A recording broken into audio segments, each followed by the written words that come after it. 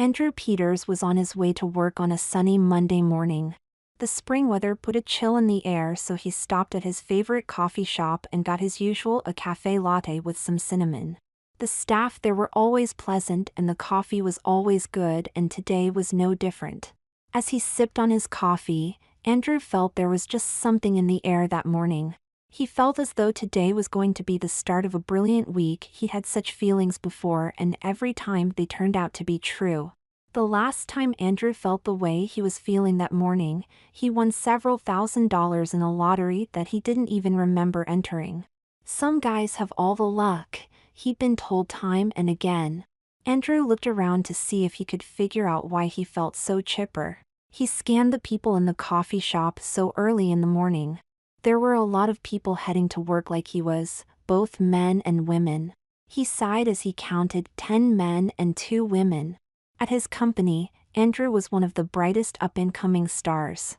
He quickly moved up the ranks to become the youngest manager in the company history, the job he currently held. There was an opening to become a senior manager, but company policy might prevent him from getting it. The firm wanted to put a woman into a senior position, and the buzz around the office was they were trying hard to find one to fill that spot. It just isn't fair, Andrew sighed as he thought. I deserve that position more than anyone else in the company. I wish the board would consider me. He hated thinking about the situation and tried to put it out of his mind. Then she showed up. Andrew didn't know who she was, but she was definitely eye-catching. Although she had a great body, the most remarkable thing about her was her bright blue hair. He watched as she stood in line and then ordered the same order as him. That's weird, thought Andrew, watching her. She paid and then started to leave. Before she hit the door, she looked in his direction and winked. Embarrassed to be caught watching her, Andrew quickly looked in another direction. His cheeks burned as he saw her leave in his periphery. Andrew decided he better not watch anyone else and quickly finished his coffee. He ran to make it to the office before 9. Arriving at the office, Andrew couldn't shake the feeling that today was going to be a great day. The weird encounter at the street light did little to dampen his mood. I'm telling you, Susan, I just know something good is going to happen, he told his secretary. I'm sure it will, Andrew. With that attitude, anything is possible. Susan smiled. Andrew was a great boss and a great person. She sincerely hoped he was right. Andrew nodded and entered his office. He sat behind his desk, logged onto his PC and started clicking through emails as he did every morning. There was an email from his boss that needed answering right away, so he double-clicked it and started typing. Ouch! Andrew yelped. His fingernail got caught in between a couple of the keys on his keyboard. He looked at his hand and realized he should have trimmed his nails that morning. He made a mental note to take care of it when he got home and took care in finishing the email. Andy? Susan knocked on his door. I forgot to mention that your 11:30 meeting with Mr. Jenkins got rescheduled for 10 o'clock. He's going to be here in an hour. I hope that's okay. Okay. No problem, Andrew nodded to Susan. Bob Jenkins was one of Andrew's colleagues and better friends at the company. They often scheduled Monday meetings just to talk about the weekend. Andrew busied himself for the next hour basically answering emails and surfing the web. When Bob finally showed up, Andrew was ready for a break. Bob came into Andrew's office and they greeted each other as they always did, a firm handshake and a clap on the back. As Andrew grabbed Bob's hand, he felt as if Bob had gotten stronger. When the bro hug came, he definitely thought Bob must have been working out. Who, me? Laughed Bob. I haven't been to the gym in years. You just seem stronger today, shrugged Andrew. Was he taller too? Andrew wondered. Must be from all the action I got on Saturday, Bob laughed with a wink. I told you I was going to check out the cherry pit and I did. And man, the girls there were amazing. Andrew listened to Bob regale him with stories of hot girls, short skirts, alcohol and sex, but he was not nearly as interested as he should have been. Am I boring you? Asked Bob, seeing Andrew stifling a yawn. No, apologized Andrew. I'm just a bit tired still. Go on with your story. It's okay, man, laughed Bob. You've heard the best parts. I'd best get back to work. We going for lunch later? I wish I could, but I need to entertain a client, answered Andrew. Okay, then. Maybe tomorrow. See you later. Bob shook Andrew's hand again, and Andrew did all he could not to cry out in pain. He looked down at his hand and was shocked. His fingernails had continued to grow and his hand itself seemed smaller. His fingers looked so long and thin. No wonder Bob's hand felt so much bigger. Growing concerned, Andrew quickly checked in the mirror he had hanging on his wall. He looked at himself closely to see if he could see any other changes. His hair seemed a bit longer than he remembered, but he had a haircut scheduled for Wednesday this week, so maybe it was nothing. Andrew tried to put his worries out of his mind and buried himself in his work. He got into such a groove that he jumped when the phone rang. Susan told him his lunch appointment was waiting for him. Andrew thanked her and said he'd be right out. Grabbing his jacket off the coat rack, Andrew stopped. This wasn't his jacket, it looked a bit like his but was several sizes too small. He wondered where this jacket came from and looked to see if his had fallen on the floor. As he searched, he noticed the mirror again. Holy shit, he thought as he saw his reflection. The man looking back at him was several sizes smaller than he was this morning. He looked at his reflection, then at the jacket. It fit like it was made for him. What the hell is going on? Are you ready? Susan asked, poking her head in the door. Andrew jumped in surprise. I'm Air. Susan? Do I look any different to you? He asked, scared of what she might say. You don't look as happy as you did this morning, Andy. Is something wrong? She asked, concern in her voice. I'm just. He paused. He's just what? He thought. She'd think he's crazy if he told her he was shrinking. Obviously she didn't notice anything strange. I'm just hungry, that's all. Good timing, she laughed. Then she said in a more hushed voice, a Miss Jessica Owens is here to see you, and she's cute. Maybe that good feeling you had is waiting just outside the store. Andrew's mood brightened immediately. He'd completely forgotten about his happy mood from the morning. He went out to meet his lunch companion, hoping she'd be cute like Susan mentioned. Hello, I'm Andrew Peters, he said, offering his hand. You can call me Andy. Sorry to keep you waiting. It's good to be able to put a face to the voice on the phone. Jessica had talked to Andrew a few times before agreeing a face-to-face meeting would be beneficial. They exchanged pleasantries and then they headed off to lunch. At lunch, the discussions started out with all business and Jessica was duly impressed. Andrew knew his business well and she could appreciate that. She also saw he was a good person and talks turned more social as lunch continued. So how much did you actually win? She asked as Andrew finished his lottery story. After taxes, it was still $16 grand, he smiled. Not enough to retire on, but more than enough to have a good time. And you've got the same feeling today? Jessica asked. Yep, he nodded. And then I met you. Is that a coincidence? Ooh, cooed Jessica playfully. You are smooth.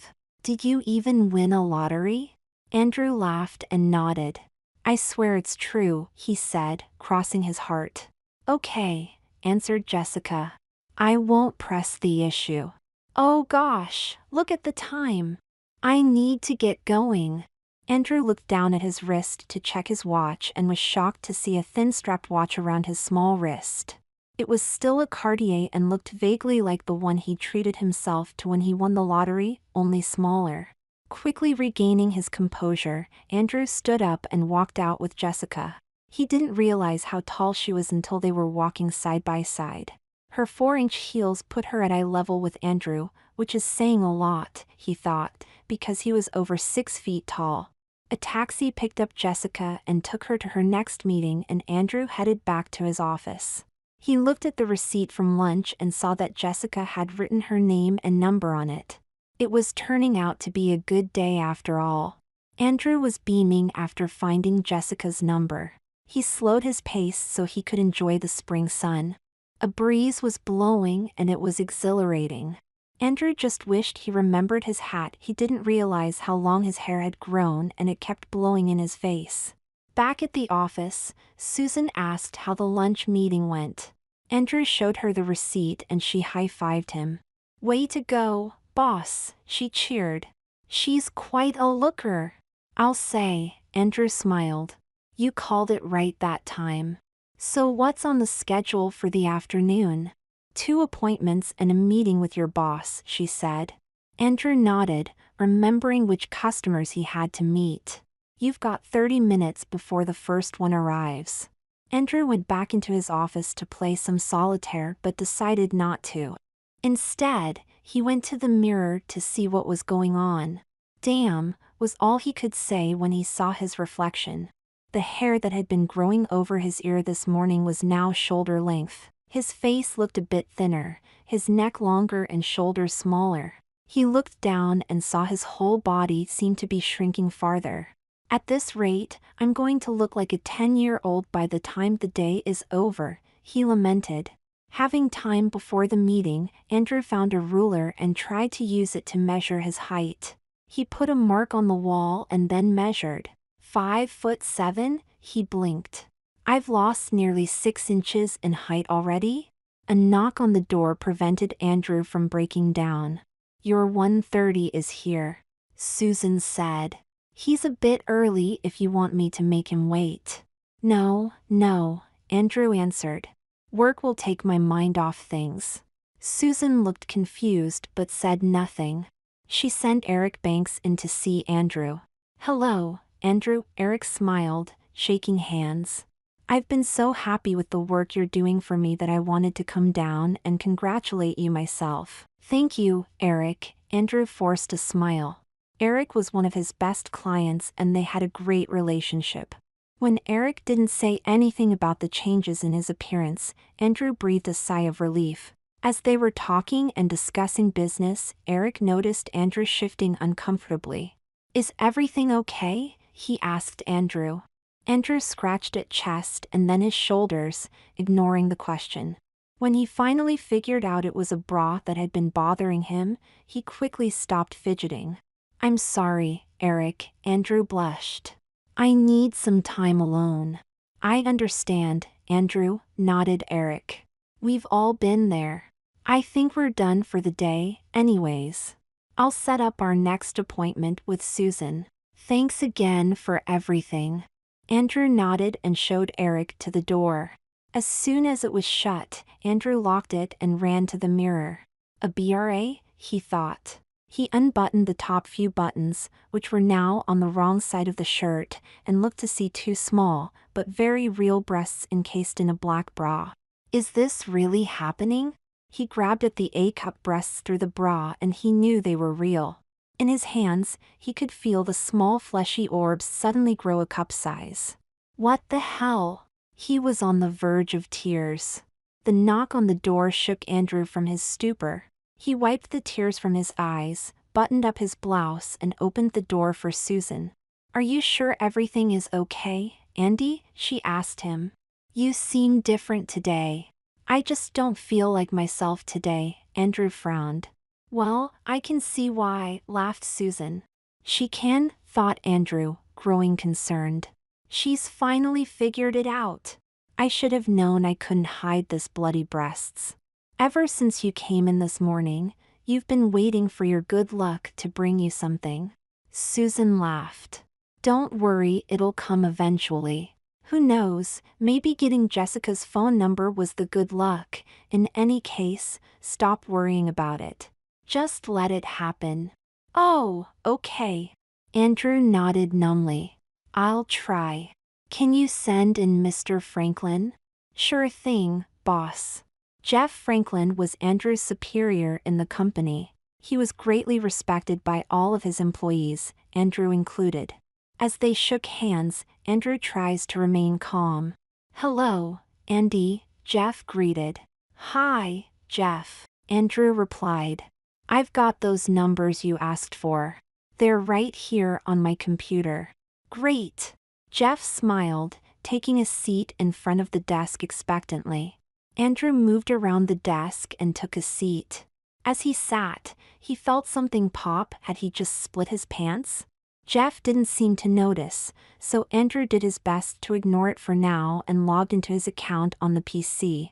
I think you'll be surprised with how things turned out, Andrew explained as he opened the document to show Jeff. The two men talked shop for a good 20 minutes before Jeff excused himself. As soon as Jeff was out the door, Andrew was in front of the mirror. What was that sound? He wondered to himself, looking at his rear to see if he could find a split seam. He ran his hand over his ass to see if there was a hole, and then that's when he realized. God damn it, he swore. My ass is huge. And these hips, son of a. Andrew untucked his shirt and could see that his hips were much larger than his waist, which also seemed to have shrunk. Looking at his ass, he had a hard time thinking of it as anything but a girl's bum. Fuck, he thought. It's really happening. I'm not turning into a 10-year-old. I'm turning into a girl. Hi boss, Susan said, opening the door without knocking. She took one look at Andy standing in front of the mirror and cried out in laughter. Oh my gosh, Andy! What are you doing? I'm just... Andrew sighed. Just... I think I'm getting fat. Don't you ever knock? You? Fat? Ha ha. I'm sorry about not knocking, but I had some good news, she replied. I've heard from Mr. Franklin's secretary that you are being considered for a big promotion. I just had to tell you. Seriously? He asked, shocked. He tucked in his shirt as he considered things. Maybe that's the good news I've been waiting for. It's really surprising, nodded Susan. The rumor I heard was that they were going to give the promotion to a woman. They haven't had a high-ranking woman in this company since Mrs. Edwards left. Andrew nodded. The rumor was obviously running rampant throughout the company and not just the managers. Do you know which woman they were considering? Andrew asked. No, I have no idea, Susan shook her head. There aren't any girls really qualified for the position here, and certainly none as qualified as you. I heard the board was reluctant to choose someone based solely on gender, but there is a lot of pressure for them not to put a man in that role. Before he could reply, Andrew felt something slithering up his left leg. He froze, afraid of what might be wrapping itself around his limb before realizing his right leg was also being attacked. He knew there weren't going to be any snakes on the 25th floor, but he had no idea what else it could be. As quickly as the sensation started, it stopped and Andrew breathed again. Thank you, Susan, Andrew finally replied. If you hear anything further, let me know. Okay, boss. Susan nodded. I'll call you when your 4 o'clock appointment arrives. Who is it? Andrew asked, wondering if there was any way he could cancel. I'm not sure, she's a new customer, shrugged Susan. A Miss Emily Duncan. Not wanting to mistreat the new customer, Andrew decided to take the meeting. He asked Susan not to be disturbed until Emily arrived and she nodded and left. Quickly, Andrew undid his pants and checked his legs. He assumed the sensation he'd felt were them changing into shaved girls' legs, and he was half right. What he didn't think of was the black pantyhose that he found himself wearing instead of socks. He took his pants off and unbuttoned his blouse, and he could see his whole body looked like a girl's body. As he examined his figure, he had to admit that it was certainly taking on an attractive shape. His dick was still there though, uncomfortably trapped in a pair of black panties that matched the bra. Why is this happening, he wondered. And then it hit him. Rumor was they were going to give the promotion to a woman. Susan's voice echoed in his head. No one as qualified as you, reluctant to choose someone based solely on gender. Could it be? He blinked. Is this my company's doing? Andrew stood in front of the mirror, half naked, rubbing his chin as he thought. He was so deep in thought that he never noticed that his eye level went up 3 inches. It wasn't until he took a step towards his desk and tripped that he realized he was now in high heels. "Craptastic," he growled. Looking at the shoes now strapped to his small feet, he nearly cried. "How the hell am I supposed to walk in these things?" Andrew picked himself up and took a cautious step. He nearly twisted his ankle but caught himself in time. He took another step, this time with less of a problem. Within a minute, he was walking around the room like he'd been wearing heels his whole life. Yikes, he thought. As if turning into a girl isn't bad enough, I'm actually starting to walk like one too. Catching a glimpse of the girl he was becoming in the mirror, Andrew was shocked. There was a beautiful brunette in heels, pantyhose and an undone blouse strutting around his office. He watched the mirror as he walked, amazed that the girl in the mirror copied him. After some time, Andrew realized he should put his pants on before Susan barged in on him again and saw him checking himself out in the mirror. He looked for his pants and sighed when he found them.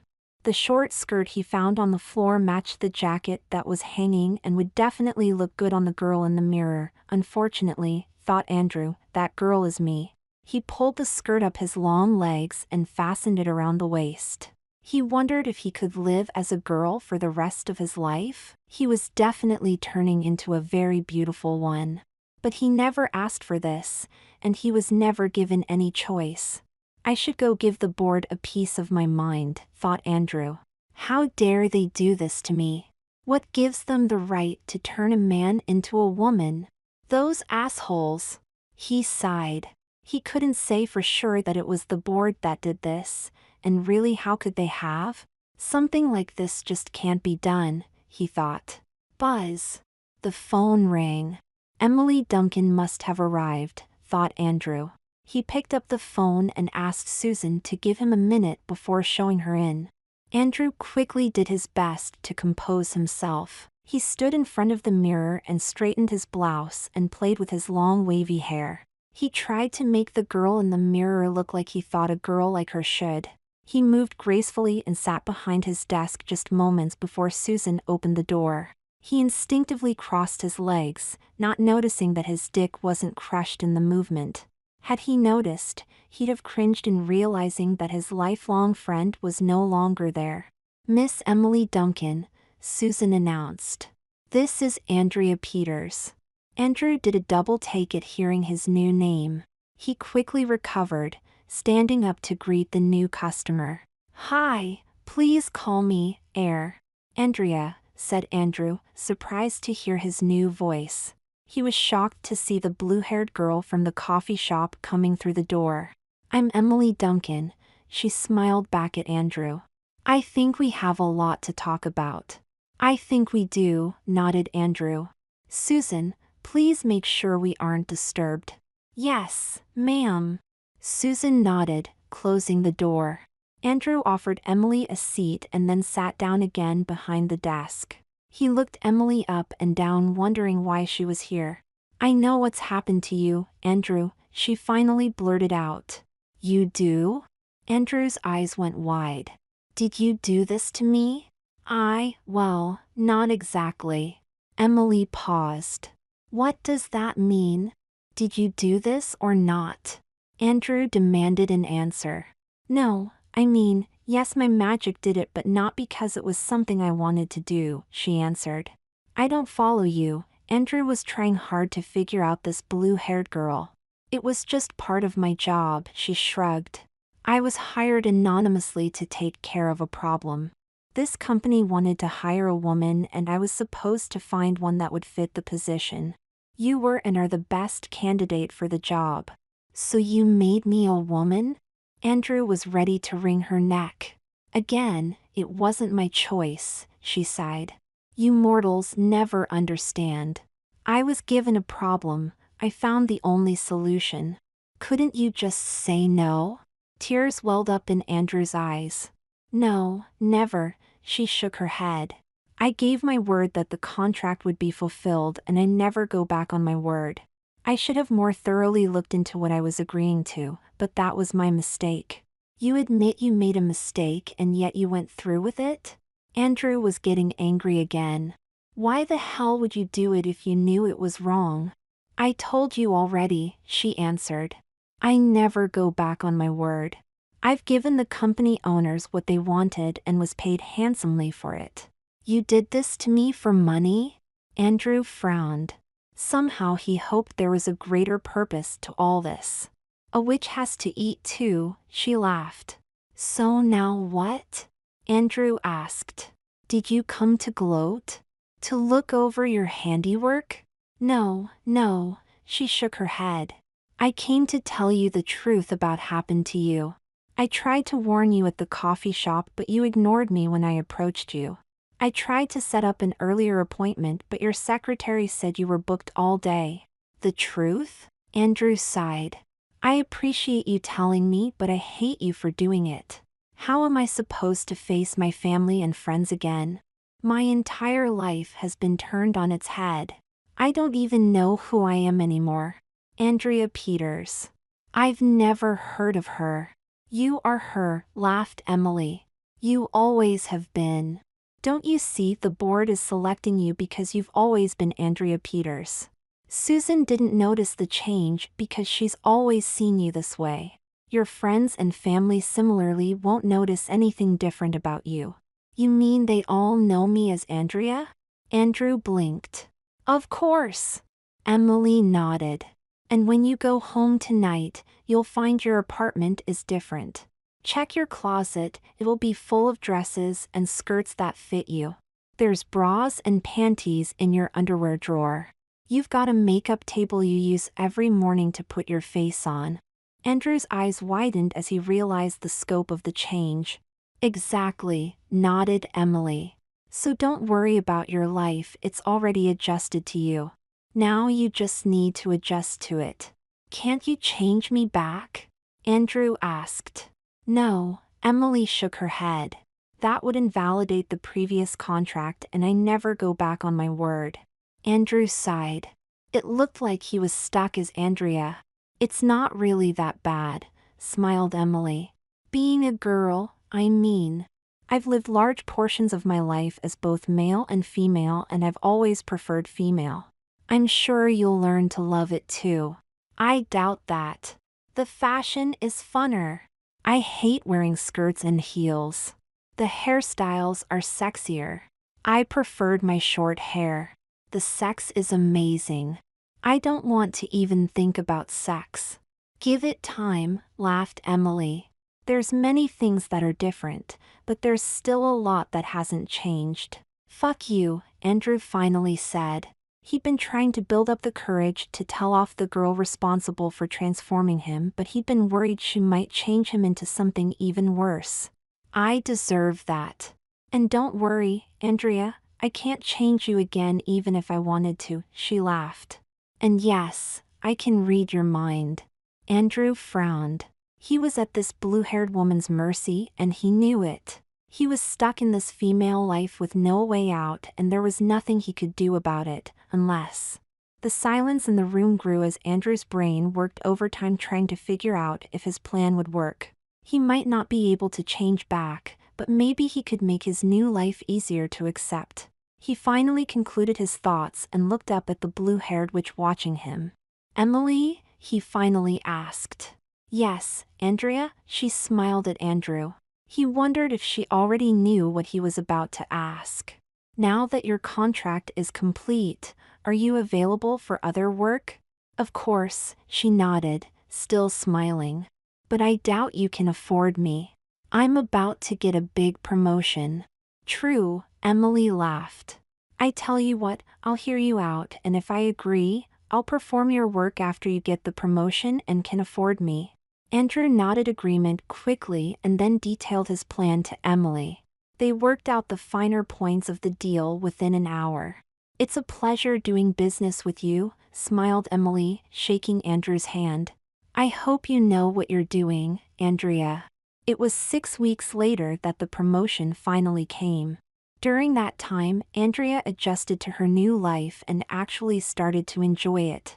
When the call finally came to her office to come up to meet the company board members, Andrea was actually nervous.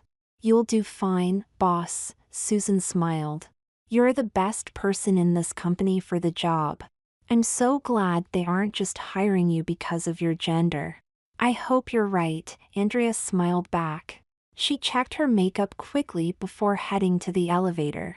Riding up to the 35th floor for the first time was a rush she hoped she'd get to do more often.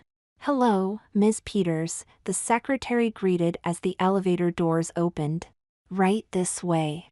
Andrea followed the pretty girl in the short skirt, admiring her shoes more than her curves. "Those blue pumps would go perfectly with the cocktail dress I picked up last weekend," Andrea thought to herself. The 7 board members were all gathered around a big meeting room table as Andrea entered. They all smiled at her and greeted her warmly. "Andrea," said Ian, the head of the board, proudly. "We're sorry it took so long for us to call you up here. This promotion was the worst kept secret in the company, I think. There was really only one person suitable for the job." Andrea laughed, thinking back to when there was no one suitable. It seemed like so long ago. "Your history with the company speaks for itself, and Jeff has nothing but good things to say when I ask about you. So without further ado, I want to congratulate you on becoming our newest senior manager. We'll get you a new office within the week and then you'll be reporting directly to us." Ian offered his hand. Andrea took it and shook it. "Thank you so much." She could feel tears of joy coming. "Thank you all so much." Every one of the men in the room took the opportunity to shake Andrea's hand, congratulating her. She smiled, shook hands and made small talk as she basked in the event. She'd finally done it, she was senior manager. Andrea was on cloud 9, even as she descended in the elevator. Susan smiled coyly at her as she entered her office, not saying a word. Andrea just went inside without saying anything too. After 5 minutes of waiting, Andrea finally called Susan into her office. "Well?" asked Andrea. "Aren't you going to ask how it went?" "How what went?" blinked Susan. "The meeting with the board." "About my promotion?" laughed Andrea. Susan's sense of humor sure was wacky sometimes, she thought. "Your promotion?" laughed Susan. "I know you went up to appeal the ridiculous restriction on gender, but we both knew how it would turn out." Andrea blinked. "Restriction on gender? Of course you're the most qualified person for the position, but they're looking for a male candidate," sighed Susan. "With 7 women on the board, they think it would be unwise to put another woman into such a senior position. I think it's a foolish policy just because our company is lucky to have so many talented women. They want to hold you back because you're another one." And then she remembered her deal with Emily. The board wanted more women in senior positions and Emily was more than happy to oblige them. Susan shrugged. "I guess you can get a lawyer, but it'd be pretty damn hard to prove that a company with 7 women leading it is discriminating against women." Andrea laughed, and couldn't stop laughing. Susan thought her boss had finally lost it. "I don't get it. Did I say something funny?" Susan asked. "Oh, Susan. If you only knew." Andrea sat down, her laughter finally abating. "By the way, please send a bouquet of flowers to Emily Duncan as thanks for the work she did for me." "Emily who?" blinked Susan. "Eh?" Andrea read the confusion on Susan's face. "Never mind." Andrea never saw Emily again, nor did she ever get the promotion she wanted. She did, however, realize how right she was the day her life changed. Something special did happen to her on that day, and it was even better than winning the lottery.